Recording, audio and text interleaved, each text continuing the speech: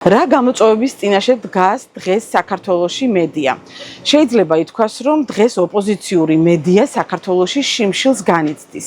როგორც იცით, დახურულია მთავარი არხი. სხვა ოპოზიციურ არხებს აქვთ შეზღუდული ფინანსური რესურსები.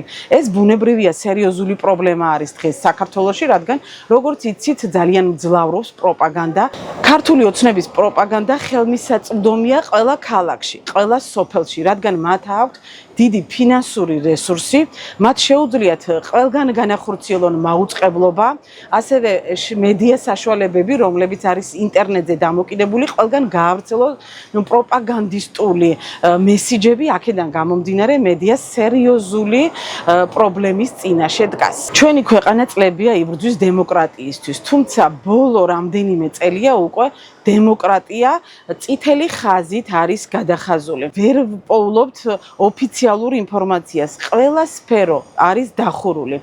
ფაქტობრივად ობიექტური ინფორმაციის გავრცელება პრობლემას ქმნის იქედან გამომდინარე, რომ ოფიციალური უწყებებიდან ჩვენ ამის დამადასტურებელი ინფორმაცია არ გვაქვს. ეს ბუნებრივია, სერიოზული საფრთხის წინაშე გვაყენებს ყველას. რაც შეეხება მზია ამაღლობელის საქმეს, ეს რომ აბსურდია, ამაზე აღარ ვდაობთ.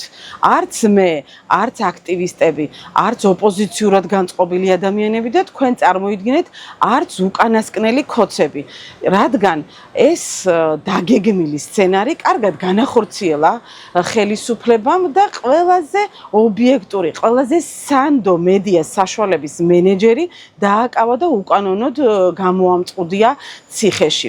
ეს მათთვის მთავარი პლატფორმა იყო, რომ ოპოზიციურად განწყობილი და დემოკრატიული სიტყვის პლატფორმის ინტერნეტ გამოცემის ხელმძღვანელი დაეკავებინა. ეს იყო მათთვის მთავარი ამოცანა და ეს კარგადაც შეასრულათ. ნახოთ, როგორ განვითარდება მოვლენები, ბუნებრივია მოლოდინი იმისა, რომ ზიამაღლობელს მომდევნო სასამართლო პროცესებიდან გაათავისუფლებენ, დარბაზიდან არ მაქვს, თუმცა ეს ასე არ გაგრძელდება. აქციებზე დგომა ჩვენთვის არ ახალია. ჩვენ უნდა დავანახოთ მსოფლიოს, ევროპას, ამერიკას, ყველას უნდა დავანახოთ ცივილიზებულ სამყაროს, რომ ჩვენ არ ვეგუებით რეჟიმს. აუცილებელია 25 აპრილს აქციაზე გამოსვლა, აუცილებელია მედია მხარდაჭერა.